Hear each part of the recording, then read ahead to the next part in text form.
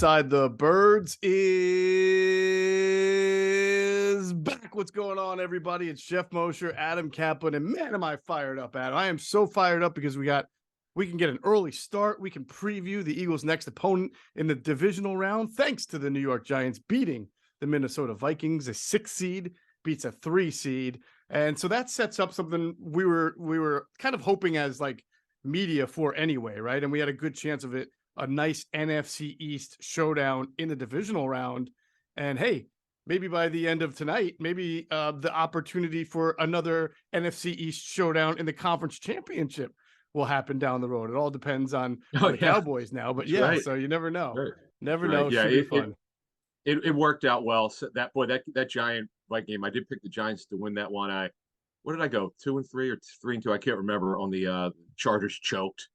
It was ridiculous. Oh, that was Their awful. biggest choke in playoff history. But yeah, that was an exciting game, and we'll get into. We've got a lot of notes on the Giants for the show today. It just worked out perfectly for us. So We'll get into that, on their injury situation, and some of the matchups, and that was definitely an exciting game. In fact, the crazy thing is, I think 5 of the games went over the total, way over the total. It's interesting what happens, and teams are playing less and less to deep shell, except although the Giants did play a lot because they were taking away deep ball. But man, teams were taking on offense the intermediate area, and they were striking over the middle. Yeah, absolutely. And it feels like the NFL became college football here overnight, where you just hammer the over, because all those college football bowl games in the championship games were high scoring games as well. I'm fired up about it for the reasons I mentioned, for this podcast, and also for a chance to relay this story. And sometimes, our keen listeners,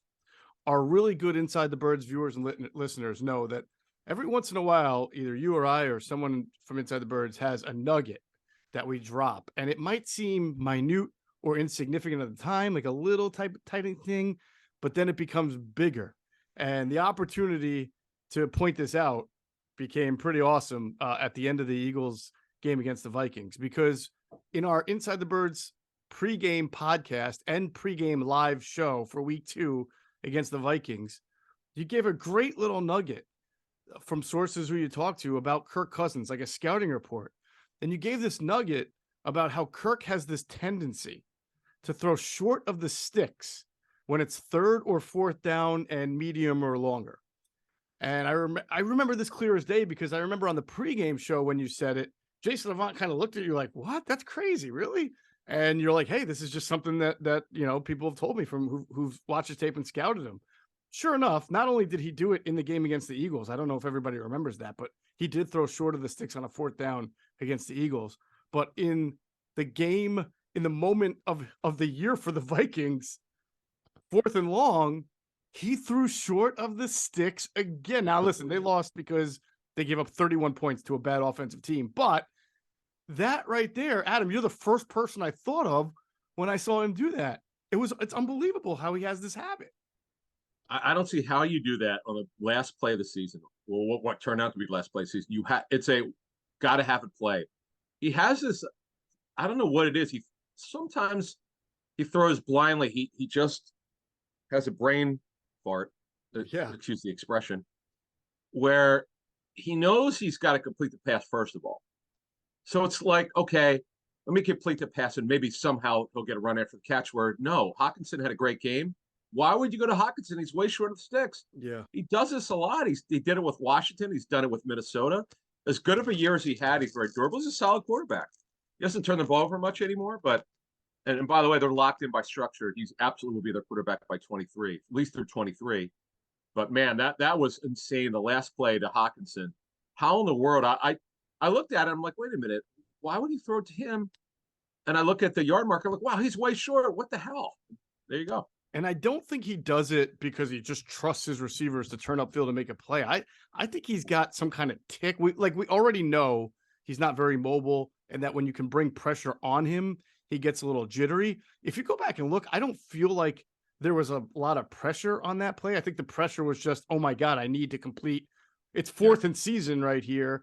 And there were some times he got flushed here and there. I thought the Giants pass rush was okay, not amazing, but he definitely has a tick that makes him just do that. And the fact that it stood out enough to get back to you through sourcing and a scouting report. And we had it out on our platform before week 2 it's pretty awesome. That's good stuff right there. So yeah, It's just really obvious if you watch him over the years. I wouldn't say it's even subtle. He does it a lot. And what you just said is what happens. Something gets in his brain. Okay, I don't turn it over anymore, but I'm going to take a safe pass. But this is not about being safe. How the hell could you not throw it past the sticks? It's absurd. I don't understand. He's a solid NFL quarterback, but man, that's a real problem. It's quite frankly inexcusable. It's the last play of the season. If you don't get it, and they didn't get it, there's nothing Hawkinson can do. And what the Giants did is they played so much deep coverage. They gave up a lot of plays in that game, but what they did is they smothered Justin Jefferson. They shut him down. If he had a catch, I didn't see it. I know he didn't have a target in the fourth quarter. My God, did they shut him down? Yeah, this is obviously a different Giants team than the one the Eagles faced in the first game that they blew out. So it should be a good game. Yeah. But just to finish off that whole Kirk Cousins throwing short of the sticks, I'm in my living room watching it, and I'm explaining to my wife how it's amazing that it had happened, and then the whole history of you dropping this on a week 2 pregame show and how he did it again, right? And I say out loud, I just can't believe he did it again. Like again. And my daughter, who did the intro for the pod last week, Raina, she goes, Dad, sometimes, when I get in trouble, I throw a tantrum, I do something. It's like that, right? Like I don't mean to do it, but then I just do it again and you guys get mad at me. And I said to her, Raina, I said, that's a good comparison, but I'll tell you, he's an adult and he's paid over $30 million to not do that. So Raina looked at me and said, wait, how much? I said, yeah, over $30 million. And she says, oh, well, then they shouldn't pay him. Yeah, but they have. Yeah, they have to. She's right. She shouldn't have to. It's embarrassing. But look, the good thing is Sunday night the Eagles found out that they're playing, who they're playing, and we'll get more into the matchup of the show. We have early intel already. And then on our Wednesday show, we're going to get into it. We're going to update the injuries in this show even more because they'll return to practice on Wednesday. And then Friday, we'll have a full matchup, complete breakdown of our sourcing through Giant sources. We've got some great ones there. Mm-hmm. And we can't wait to do it. So it's going to be a good show today, and it's going to be a great week. And I look forward to it. And, look, I know some people probably wanted Dallas because that's maybe the better matchup. Maybe they'll give them a better matchup, but I would not underestimate this Giant team. They're supremely coached. That's why they've gone as far as they have. Absolutely. Wink Martindale, we said it as soon as they hired him. We said, listen, and not to take anything away from Brian Dable and Mike Kafka. They were great too. And obviously the Giants scored 31 points, but that whole cocoon right there of a veteran like Wink, a guy like Brian Dable, a mind like Mike Kafka has really paid off dividends for the Giants. And like you said, we'll get a little early preview of this matchup in this podcast. I'm really curious as the next day or two goes on to hear sort of the Eagle fan reaction to this. If they think it's like, cool, we get to play the lower seeded team, or if they're going to be a little nervous about the fact that it's the Giants gave them a good game. Yeah. Giants are hot here. It'll be very interesting. It's that third time. It's always tough to beat a team. They say it's tough to beat a team 3 times in 1 year, but I actually don't think. I think the stats say it's happened more than you think. And of course, San Francisco beat Seattle for a third time on Saturday night. So I don't think it's as difficult as it seems. So we'll get into that. Right. We'll get into some of the Eagles, a couple of Pro Bowl announcements to make there, some injury situation, and we'll give an early preview. So it'll be a good podcast. And of course, Q&A will do their show this week on our platform. I'm sure they're going to have a ton of interesting stuff to stay. Now, Adam, you know this. While Eagles Cowboys is the big rivalry, for a lot of the Eagles that we covered during the Andy Reid era, Eagles Giants is more significant. They understand the Eagles Cowboys rivalry, but if you ask Quentin Michael, he hates the Giants just as much, if not more, because the Giants were a little bit better. They were a lot better than the Cowboys throughout most of the Andy Reid era, and those were always some pretty amazing games. So I know Quentin Michael's going to have a whole lot to say there on the Eagles-Giants rivalry.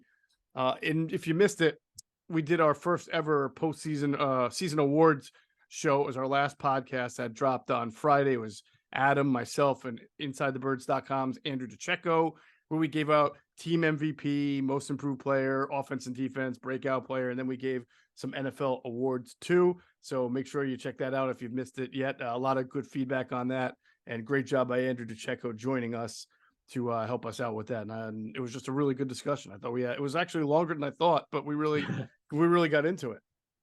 Hey, folks, feel free on our YouTube channel, on our comments, feel free to give I'd love to see your picks and who you have as not only the Eagles awards, give your own awards, but the league awards, because we went over some of our league awards. So it's, as you'll hear if you haven't heard that show yet, it's really hard because the Eagles have such a good roster. It's not easy, and I love that we a lot of us, the three of us, we didn't agree on every award. It's interesting to hear like this MVP or this positional player, like who was the best, whatever the case may be, how we broke it down. I like that we didn't agree on all of it. Yeah, in fact, there were maybe one or two that we all three had a different player for a specific award. And you know what? All three of us were right or wrong. There were no wrong answers there for a lot of them, because that's the kind of season that the Eagles have had. Speaking of the kind of season the Eagles have had, well, they have 6 total all pros, 2 first team, 4 second team. It is not surprising that on first team all pro, which is the best player at the position in the NFL, that the Eagles were going to get 2 offensive linemen on that team. That is clearly the strength of their team, and the 2 players who made it. I think there's not much of an argument that they're not the best at their position. That's center Jason Kelce and right tackle Lane Johnson. Those are your first team all pros for the Philadelphia Eagles. And Adam, it's not the first time or the second time for either. They've had a few of those now. In fact, at this point, I would have to say both have a very good shot to get the Pro Football Hall of Fame.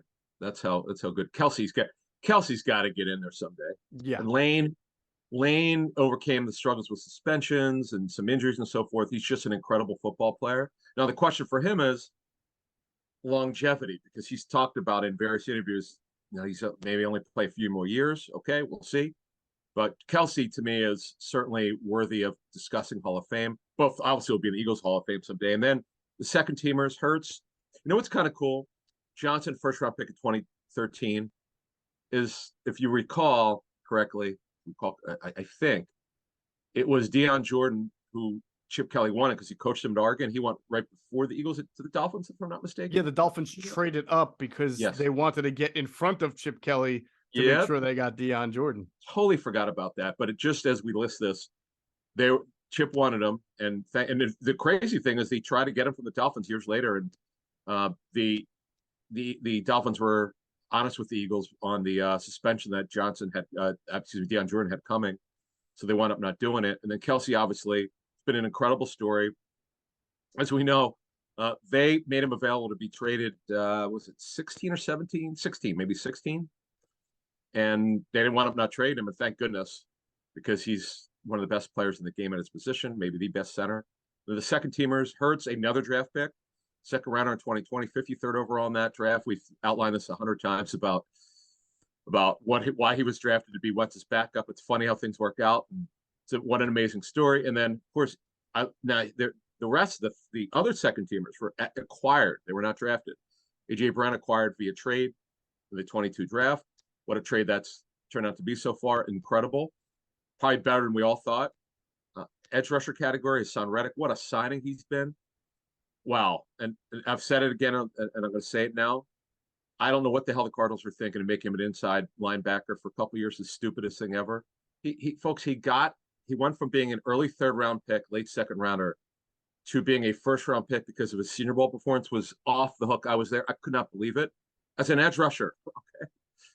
And then another one, James Bradbury, a street free agent. The Giants cut him because they couldn't work out a trade with the Texans. The Eagles signed him for 1 year. And how about that? A second team All-Pro. Incredible. In fact, if you think about those 4 second team All-Pros, Adam, 3 of them are guys that the Eagles added this past offseason. How often does that happen? We always talk about the perils of free agency, the difficulty. Even Howie Roseman has taught in his numbers way, has always said that that when you buy a free agent on the market, you have to pay 15% more than you would ordinarily pay. I think he's used this specific number, but you're also knowing that you're getting something like 10, usually getting 10 to 15% less production than the year before. Why? Sometimes it's because a guy's changing scheme. He's a year older.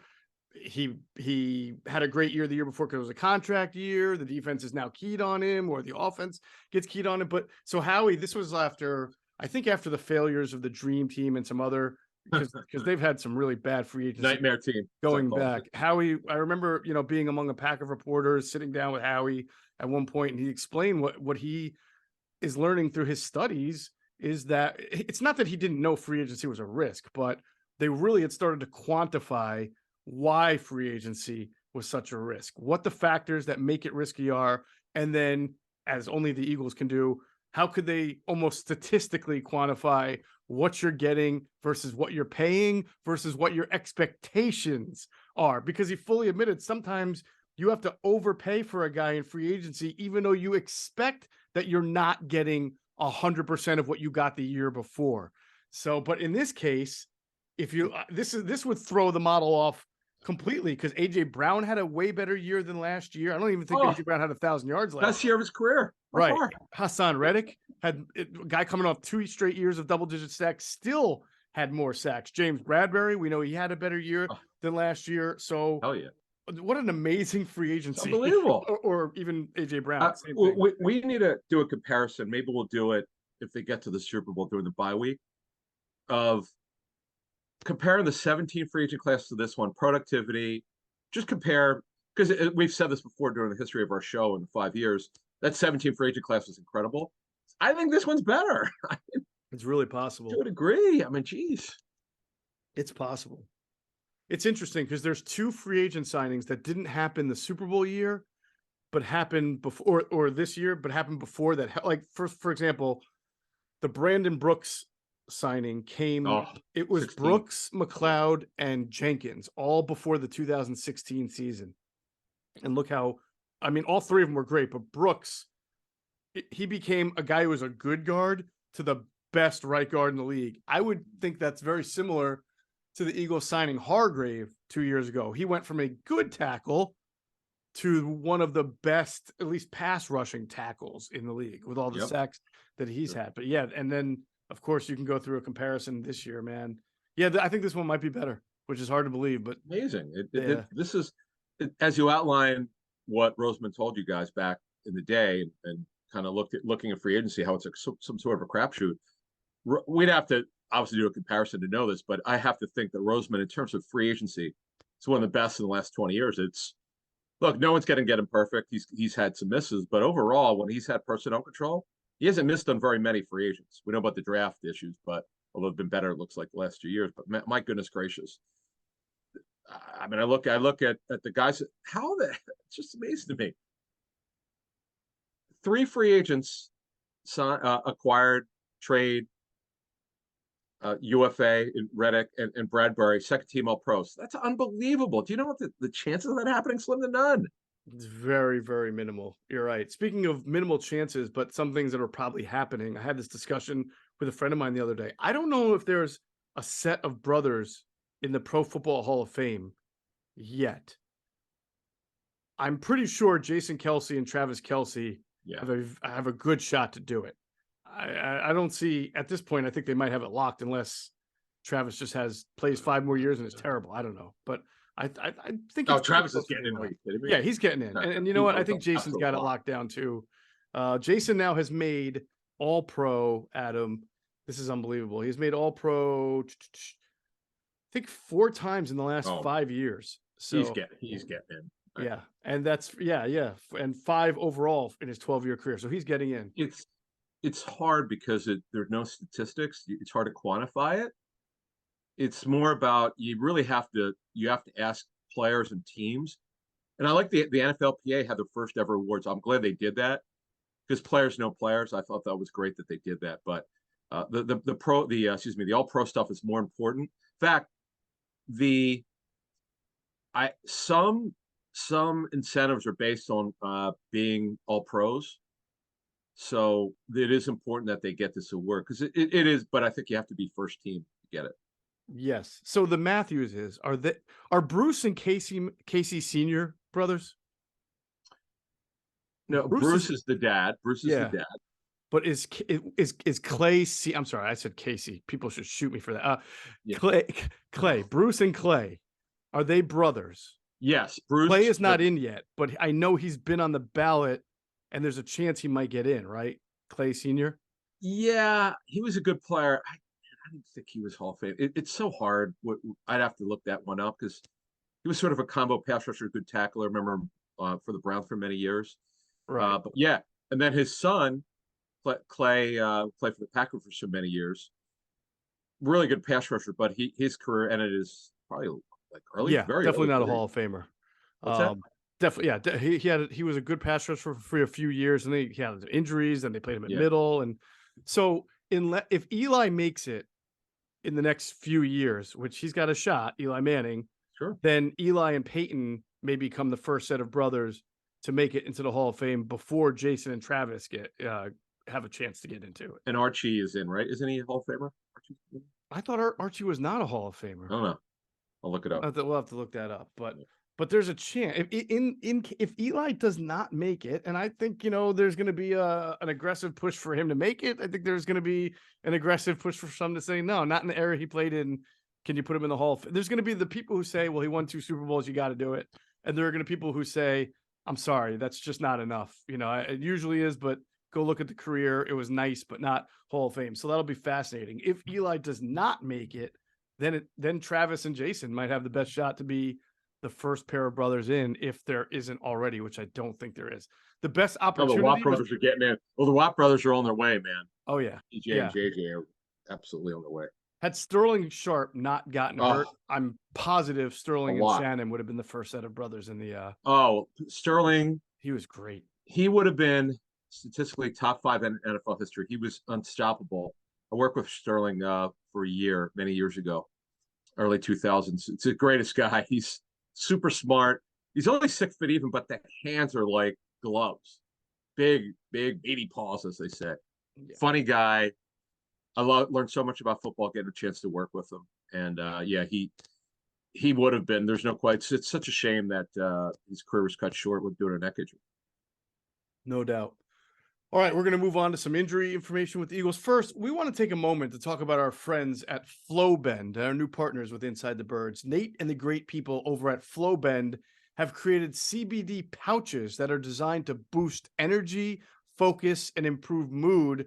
But that's not their main focus. Their main focus is to help people quit nicotine. If you don't believe me, just check out all the reviews that customers have left telling their story on how FlowBend helped them quit. It's on their website at flowbend.com. They've got a 4.8 rating out of 5 stars, and FlowBend's offering a 20% off for all listeners who use our code Inside the Birds, all one word, Inside the Birds. That's Inside the Birds at flowbend.com. All orders over $49.99 include free shipping, and all orders ship within 24 hours, which is you almost can't get anything shipped to you in 24 hours these days, the way things are going. So that's great. Quitting nicotine is tough. It really helps to have a tool that makes it easier. A person's got a shovel to dig a hole or hammer to build a house. And now you've got FlowBend to help quit nicotine. So we urge everybody to take advantage of that promo code Inside the Birds, all one long word, at flowbend.com. All right, let's talk about the injuries that we know of with the Eagles. Now, I know this is why a lot of people are concerned, Adam, and the Giants are sort of tied into this, is that when Jalen Hurts played against the Giants, he was obviously not 100%. The offense was catered to limit his contact, and it wasn't a very prolific offense. It was at times, but not overall. And then when he came back to practice last week, he didn't do much throwing. He had told the press that he's clearly knows he's not going to be 100% the next time they play a game. And I think, and fairly, that's a cause for some concern for fans. I still think by the time he gets out there, then he's going to be that many days away from the last time he played and should be a lot stronger. But hey, listen, you're not at 100% and you're a quarterback. It's always going to cause concerns. they cannot win a Super Bowl without him running. He is what he does. It's just amazing to watch teams react. One of the reasons why Sanders has been so good this season is because of Hurts in the run game, because you don't know where Hurts is going to go with the RPO. What's he going to do with it? And just to see the defense react creates havoc and holes, and linebackers and linemen, particularly linebackers, don't always go the right way, and it really opens up holes. So he's got to run. There's no question about it. And the hope is 2 weeks later that the shoulder is that much better. We'll have to see. It's as we know, it's his right throwing shoulder. Remember now, last week they did what? So as we set this up here, they practiced 2 days outdoors in pads, Thursday and Friday. They watched tape earlier in the week, so they didn't do anything on the field until Thursday. Only an hour each day, but that's good that they did that. I'm glad that they worked and didn't take the week off, keep the momentum going. And in terms of the injuries, Hurts didn't throw on Thursday, though he's in pads. He threw on Friday, so that he talked about. He was very upfront with the media about the challenges of this injury and how sore he was and so forth. Miles Sanders with the left knee, he got some work in. Lane Johnson got work with trainers on Thursday, got some practice time in on Friday. He's going to play. The question is how long we last. Nobody knows that. Even he doesn't know. He's hoping that he'll last. We'll see. We know he's going to have surgery after the Eagles are done playing. And the hope is that he doesn't have to have it in terms of having a setback in this Giants game. So we'll see. As we told you, the first show after Sweat got hurt, we were told there was a neck injury. He would be in play to be able to play in their first postseason game. He's going to play. It's good to go. Worked both days. He talked to the media about it. He's fine. It's amazing. But the old rules, if you go back 15 years ago, they may not have carted him off like they did. They might have just walked him off. But the rules are now, if it's a neck, you get carted. You get carted off. That's just the way it is. And then Maddox didn't practice at all. He's in the walking boot, as we noted over a week ago, and he's a major long shot to play. But at least he's in a walking boot, and hopefully he'll be able to practice at some point over the next couple of weeks. So when I compare the Jalen Hurts and Lane Johnson injuries, they're different injuries. With Lane, he has a tear in the adductor tendon, and it was good to see him getting back out there. Obviously, the rehab he's been doing the last few weeks has been helping. He's probably been strengthening the area, so that's good. But when we talk to people, it's not necessarily just a pain tolerance issue. The issue is that he could get out there, make a move, and that tear can get a little longer. It could come off the pellet. It can be made worse. Now, Nick Sirianni said, I forget which day he said it, but after the Giants game, he said they were pretty confident that Jalen Hurts wasn't going to worsen the injury. They knew he wasn't fully recovered, but they didn't expect it to get any worse than it was. And of course, then he had 2 weeks to continue to strengthen it and get it better. So even though Jalen Hurts may not be 100%, he's a tough guy. And that to me feels like it's just about playing through whatever pain or soreness he might still have. And if it gets contacted, and he's a tough guy. If he can play through pain, which he did last year with the ankle, we know he came back and his ankle was still bothering him and he played through that. I feel like I'm more confident that Jalen Hurts can look like Jalen Hurts. But with Lane, I think every time he's got to take a vertical set against a guy like, Kayvon Thibodeau or Ojulari, if he winds up being healthy or not, or whatever, if it's a stunt and it's Leo, they've got some pretty good linemen there. That one, you just hope that he can make it through and live to see another game, Yeah, there's just no way to know that. And we know Jack Driscoll's the backup. They've made it pretty clear. He started twice for him, so you're not going to all of a sudden change it. So that would be that. And Aaron Sipos told the media he's got this severe high ankle sprain. He said he's close. He's hoping to punt later in the playoffs, but they'll have to make a decision if that's the case. If he's ready later on, if they're still in it, with either he or Brett Kern. And Kern really has not looked like he used to. So one area that they have to do better. Oh, and one thing we should mention, because he's been much better. We haven't really talked about this guy. We don't talk about special teams enough. But Britton Covey is really returning better as a punt returner. He's been doing very well. He's now kind of what they thought would be, well over 10 yards per return over the last few games, and that's a good sign. Yeah, the one thing that he's just probably never going to do well is break tackles. I mean, he's small. Every time he gets tackled, it still looks like he's getting pile drived into the ground. But he gets right back up immediately. I feel like he does that on purpose, by the way. Like, I got to show everybody, I'm fine. Little guy's going to get up. But I agree with you. I think he's shown a little bit more of that lateral quickness and gets skinny through the hole on the return. So he's done a nice job of doing that. In general, it's been a lot better since the first half of the year. All right, so those injuries are pretty much what we've been, talking about, and we'll have even more intel later this week as practice resumes. Let's get some early intel that we've got on this opponent, the Giants, the Eagles-Giants game. First, before we do that, I want to take a break to hear from our friends at Sky Motor Cars. Sky Motor Cars in Westchester is a different sort of dealership. All it takes is one look at their Highline pre-owned vehicles that people all over the country want and need. Owner Brett Schulter, make sure you don't spend a dime of your money before you purchase the car. Sky Motor Cars allows you to make all the decisions regarding your next vehicle. At Sky Motor Cars, you never have to spend more than necessary. Visit SkyMotorCars.com today or call 610-918-7225. And if you hop into Sky Motor Cars out there in Westchester, PA, make sure you tell them Adam just sent you. You'll get a great deal. Also, make sure you're checking out our friends at PHLSportsNation.com, enhancing the fans' experience with their coverage of all Philadelphia sports teams. For the fan, by the fan is their motto. So make sure you check them out at PHLSportsNation.com and on Twitter at PHLSportsNation. All right, Adam, what strikes you about this Giants team now as compared to maybe when they first played and it was a resounding Eagles win? Yeah, they won 48-22 in week 14, and then they barely beat, well, I shouldn't say barely. They won by 6. They controlled the game. The Giants made it close. They won 22-16 in week 18. So, first of all, leading up to the Minnesota game on Sunday afternoon, it's the healthiest the Giants have been since September. Every player in the 53-man roster was available and played. The injuries in the game, Ojulari got hurt again, this time with a quadriceps injury. He's only played 7 games. He's one of the best pass rushers. And then Jason Pinnock, who they claimed off waivers from the Jets, they play a ton of 6 DBs, 3 corners, 3 safeties, sometimes 4 corners, 2 safeties. They really mix it up. They play a ton of 6 DBs. They pretty much have done it all season. It's worked for them. They did not blitz. Well, they blitzed against the Vikings, but they played a lot of off coverage, played a lot of more man against the Vikings, surprisingly, in that big win Sunday, 31-24. Which was fascinating because the Vikings went down and scored right away. I'm like, oh man, I'm going to get this one wrong. I'm not getting a good feeling about it. Then they scored 17 straight.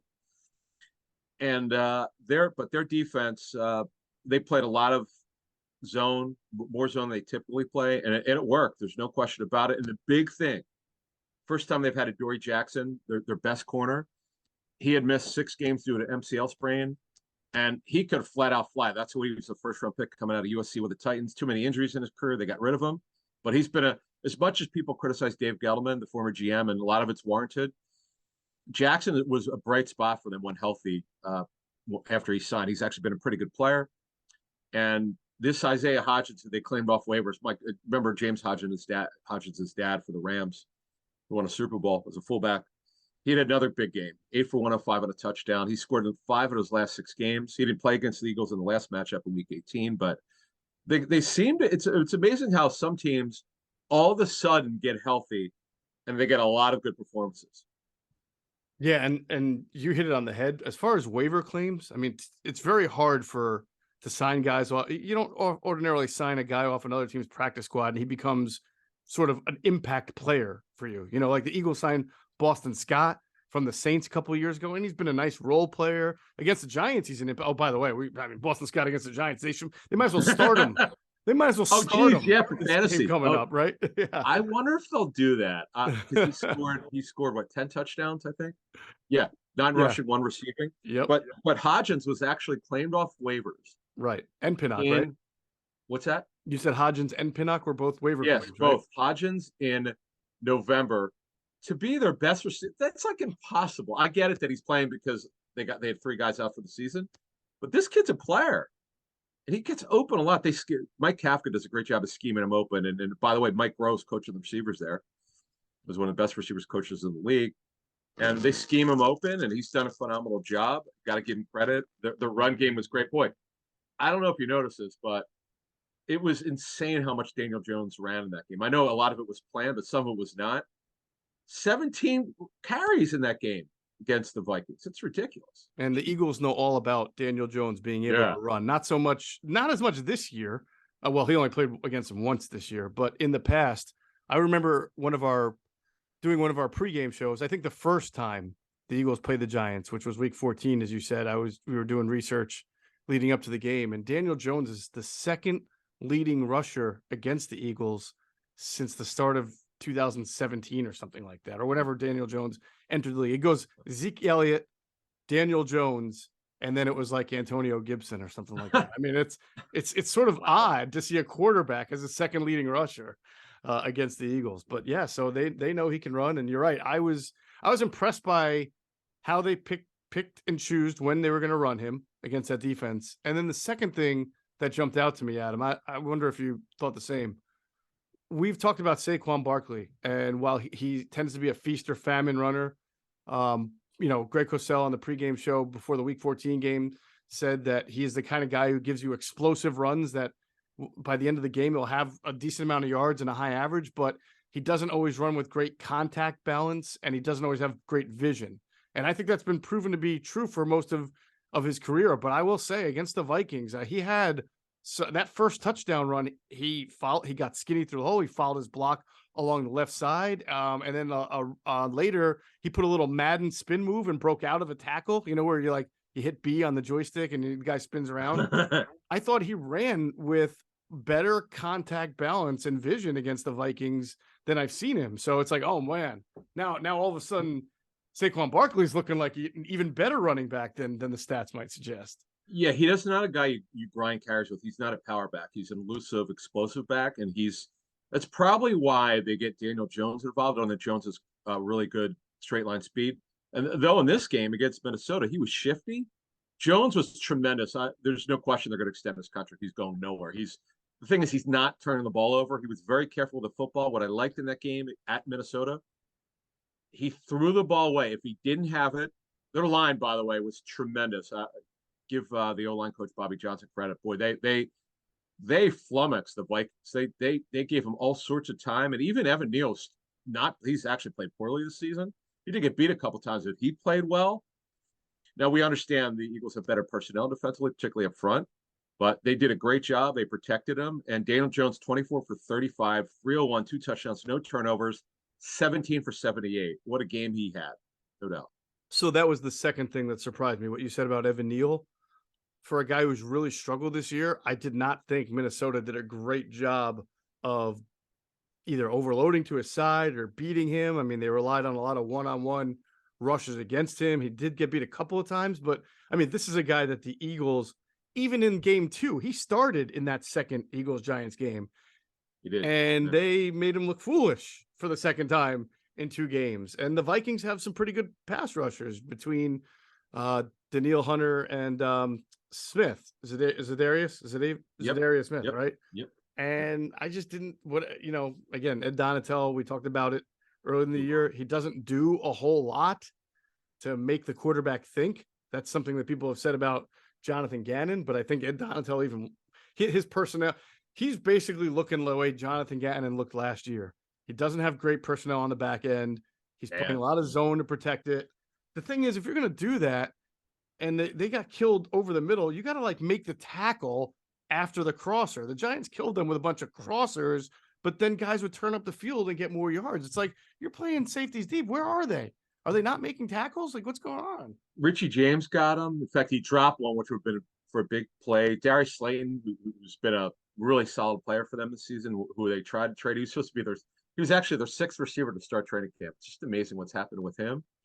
We mentioned Hodgins and Daniel Bellinger. Lawrence Cager is playing tight end, former receiver for the Jets. And I get it. The Eagles are healthy in the back end. They shouldn't have much of a problem with them. But these coaches of the Giants, this team has overachieved. They're healthier than they've been all season. As you said earlier, and you're right, this is a different team that they faced when the Eagles smoked them at the Giants earlier in week 14, 48-22. They're just healthier. But obviously, the Eagles have the better roster. And it'll be a fun game, though. We'll see about the weather forecast. We'll look at that later this week. You never know about this in late January, but I'm glad that we don't have to wait till tonight, as you were saying earlier, see who's going to win the Bucs or Cowboys game. Well, we'll save that for another time. why do I feel like it's either going to be 60 degrees or 16 degrees at the link on Saturday? I just Wednesday feel like looks like there won't be any in between. Yeah, well, it's just to get rain later this week, but a couple days from now it's going to be in the 50s. Yeah, it is crazy. When I was growing up in this area, it seemed like our winters, especially when I was in high school, how many days of at Cheltenham? Number 305 on KYW. You're not going to school today. I think Right.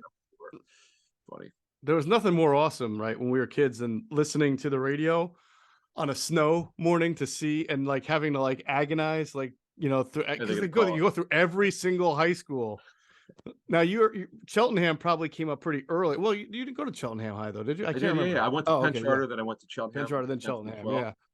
I just remember I think we were either 305 or 315. I can't remember. I think it was in the 300s. Like 305. You know, if they said the number, you're not having school today. And like all I just get a chance to go back to sleep was the great. But you have to get up. You know, you'd have to get up first to hear it. Sure.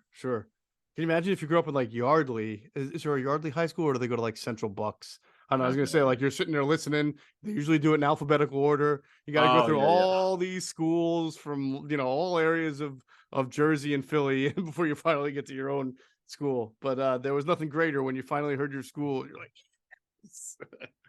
So, but no, back to the Giants. Look, I think the health is the big thing, Adam. Like you said, getting Adoree Jackson back.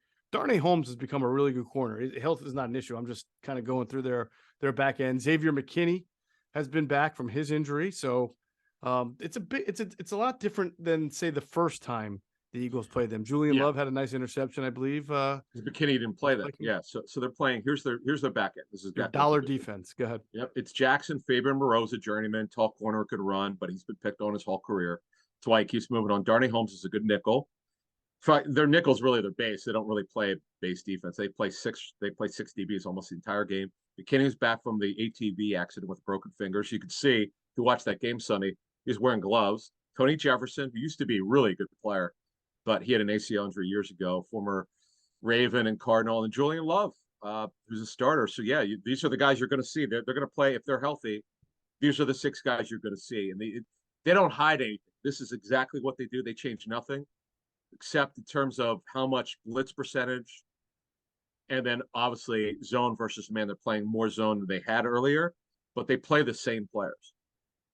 All right, should be a great one. We'll have more again later in the week. We'll keep previewing this game, and of course, we'll have our pregame show on Saturday for the game. I just want to real quickly go through the other NFC games with you. Yeah. That Seahawks Niners game was sort of fascinating in that it looks like a blowout on paper, but it was a 23-17 game going into the fourth quarter. And then I believe Geno fumbled, right? He got sack stripped. Was it by Bosa?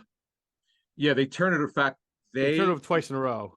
They were going in to score to retake the lead. In fact, they were up. If you remember, they were down early 10-0, and they had the lead at the half. The Seahawks did 14-13 or something like that. Yeah, 14-13, or it was close to that, or maybe the Niners. Yeah, it was 17-16 at half. And then it was the onslaught of the Niners. The Seahawks turned it over, and it was lights out. They couldn't do anything. And this Brock Purdy, I'm just blown away about how he's a much better athlete than he's been given credit for. It's kind of one of these situations. Okay, he was benched more than once at Iowa State, and it's a fact. But it doesn't matter. Once you get to this level, it's about performance, how you're coached, what you can do. And they love his swag. This kid, someone's got to get to him. Like, somebody's got to be able to get a pass rush against him. But the other thing is he avoids it.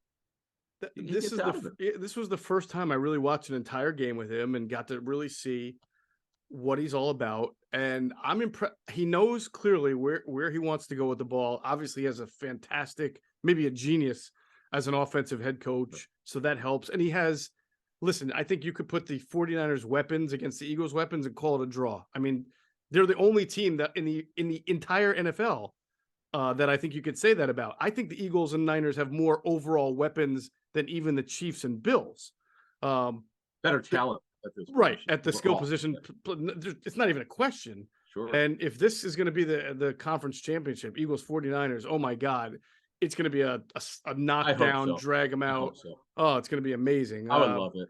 Yeah. But I was really impressed with Purdy just understanding what he wants to do. Obviously, he doesn't, to me, after watching him, there's nothing he he does worse than Garoppolo, but he's better at getting out of the pocket and making second reaction plays better than Garoppolo could. So, the only thing he doesn't have is the experience. He hasn't been to a Super Bowl like Garoppolo and hasn't won a division by himself. But if you go look at his games now, I think people are expecting him to just totally bam. I don't think that's going to happen. I'm not saying he's never going to lose. I'm just saying I don't think Cinderella's chariot is going to turn into a pumpkin. I think you may get to him, he may throw a pick and not be at his best, but he's pretty real at this point. I think you can expect a pretty good game from him at this point. Yeah, he handled.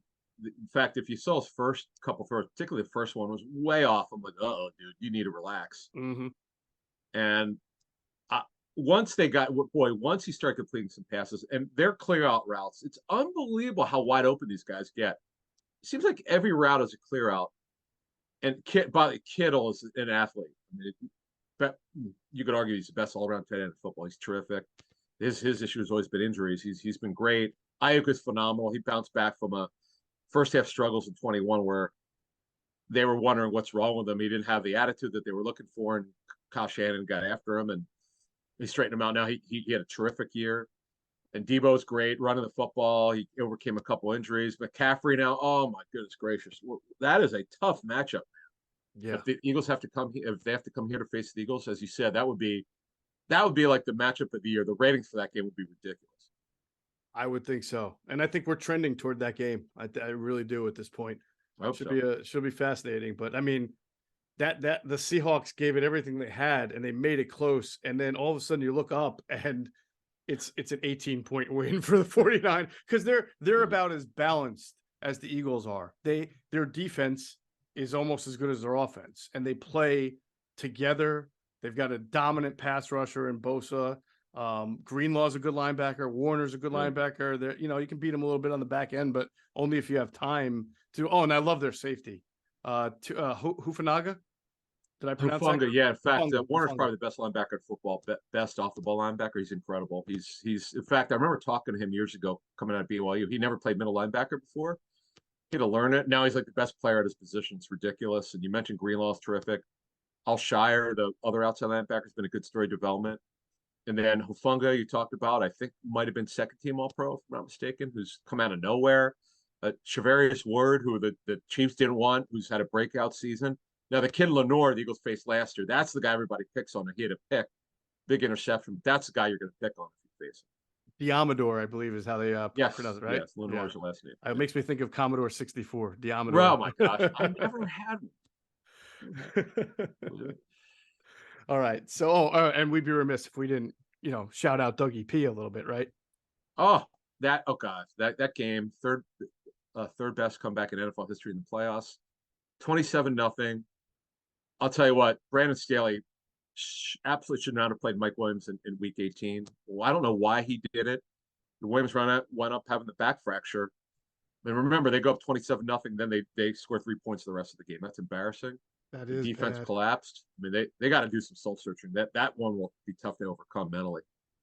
It always amazes me because the Chargers, they go from coach to a different coach to a different coach, from a quarterback to a new quarterback. They're even playing in a new city now. But this whole chargering thing where they just find different ways to lose games.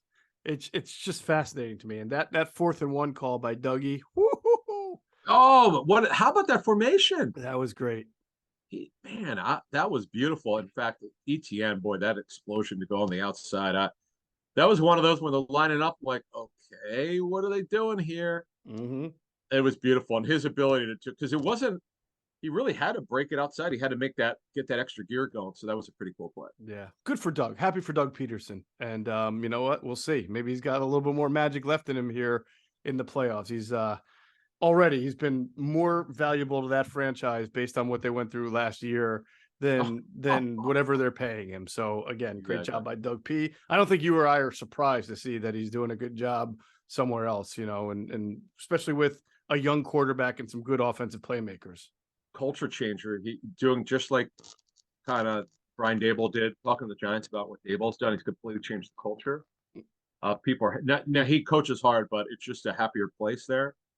And you see what Doug does, and he's an absolute culture changer. When I was with the Jaguars for a day, there was still some residue from the Urban Meyer experience. There's still some people upset. It's crazy in August that you would think that, but it is amazing what a guy who gets it and knows that you got to change everything to get done.